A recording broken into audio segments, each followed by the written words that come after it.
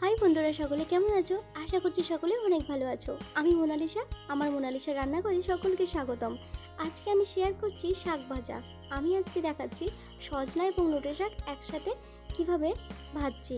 তবে এই শাক ভাজাটা যে কোনো শাকেই ভাজুন না কেন, এইভাবে ভাজলে খুব টেস্টি লাগে। তাহলে বেশি কথা না বলে চলে আসছি একদম কড়াতে। সবার প্রথমে কড়ায় জল দিয়ে দিচ্ছি বেশি করে, যেহেতু অনেকটা শাক সেহেতু একটু জল বেশি করেই লাগবে।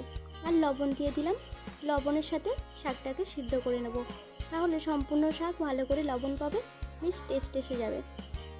এরপর সজনা শাকটাকে সিদ্ধ করে নিয়ে তার উপরেতে নোটে শাক দিয়ে দিলাম, কারণ সজনা শাক সিদ্ধ হতে একটু সময় লাগে, আগে দিয়েছিলাম।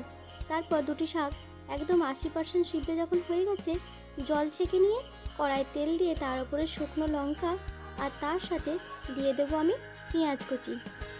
আর কিন্তু অন্য কোনো ফোড়ন দেব না, কারণ অন্যান্য ফোড়ন দিলে শাক ভাজাটার গন্ধটা একটু আলাদা হয়ে যায়, আর বারবার পাতে যখন ফোড়ন পড়ে মানে শাকটা খাওয়ার সময় খুব একটা ভালো লাগে না। এরপর পেঁয়াজটা হালকা করে ভেজে নিলাম, দেওয়ার পর শাক সিদ্ধ দিয়ে দিলাম। এইভাবেই নাড়াচাড়া করতে করতে সম্পূর্ণ শাকটা যখন ঝরঝরে হয়ে যাবে, জল শুকনো হয়ে যাবে, কড়ার গায়ে জড়িয়ে ধরবে না, তখনই আমার শাক ভাজা কমপ্লিট। এই ছিল আজকের রেসিপি। টাটা।